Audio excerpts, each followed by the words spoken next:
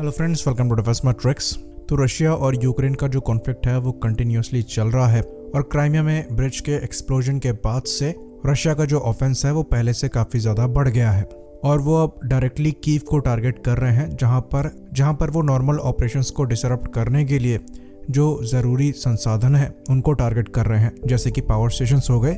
और इस ऑपरेशन के अंतर्गत उन्होंने यूक्रेन के 1/3 पावर स्टेशंस जो हैं वो डिस्ट्रॉय कर दिए हैं, जिसकी वजह से यूक्रेन में लगातार पावर ब्लैकआउट जो है वो चल रहा है, जिसकी वजह से जो आम आदमी है वो तो परेशान हो ही रहे हैं, साथ ही साथ जो मिलिट्री एस्टेब्लिशमेंट है उनको भी यहाँ पर परेशानी झेलनी पड़ रही है। तो यहाँ पर सिविलियन लाइफ को डायरेक्टली टारगेट करने की कोशिश करी जा रही है ताकि यूक्रेनियन प्रेसिडेंट पर प्रेशर बने, जिसके लिए लॉइटरिंग म्यूनिशन को यूज़ किया जा रहा है, जो कि ईरानियन ओरिजिन के शाहिद 136 हैं। तो शाहिद 136 जो हैं ये एक छोटे लॉइटरिंग म्यूनिशन है जो कि टारगेट पर खुद गिर के उन्हें डिस्ट्रॉय करते हैं। करीबन 40 किलोग्राम्स का एक्सप्लोजिव ये कैरी करते हैं। लो स्पीड में फ्लाई करते हुए 1000 किलोमीटर की रेंज में ये टारगेट को डिस्ट्रॉय कर सकते हैं। तो ये काफ़ी सस्ते ड्रोन है, करीबन $20,000 पर ड्रोन जो है प्राइस यहाँ पर पहुँचता है, जो कि इनको इंटरसेप्ट करने वाली मिसाइल से चीप बनाता है।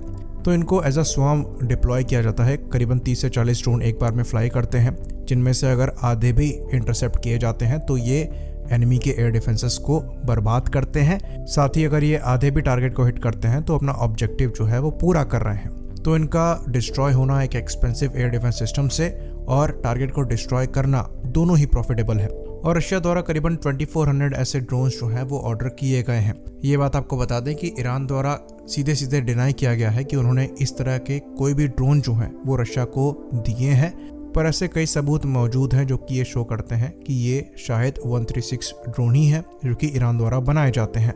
बाकी ईरान द्वारा रशिया को मोहाजिर 6 ड्रोन्स भी दिए गए हैं, जो कि स्मॉल साइज के अनमैन्ड कॉम्बैट एरियल व्हीकल है।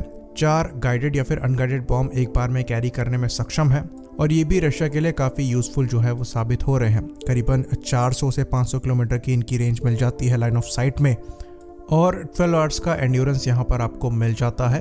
करीबन 18,000 फीट की मैक्सिमम ऊंचाई में ये ऑपरेट कर सकते हैं। तो एक ऑल्टरनेटिव है बायरक्तर TB2 ड्रोन का रशिया के लिए।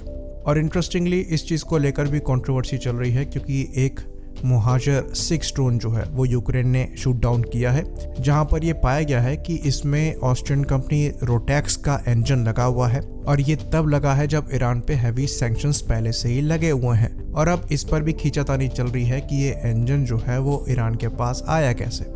खैर, ये यहाँ पर डिस्कशन का मुद्दा नहीं है। मुद्दा ये है कि ये जो लॉइटरिंग म्यूनिशन है ये कैसा परफॉर्म कर रहे हैं। तो ये बात आपको बता दें कि भले ही यूक्रेन द्वारा डिनाई किया जाए कि ये जो ईरानियन ड्रोन है ये ज़्यादा फ़ायदेमंद साबित नहीं हो रहे हैं रशिया के लिए, और कई इन्होंने शूट डाउन भी किए हैं, लेकिन दोनों केसेस में यहाँ पर रशिया का फ़ायदा हो रहा है और 1/3 एनर्जी इंफ्रास्ट्रक्चर जो है वो रशिया ने यूक्रेन का डिस्ट्रॉय कर दिया है इन्हीं ड्रोनों की मदद से।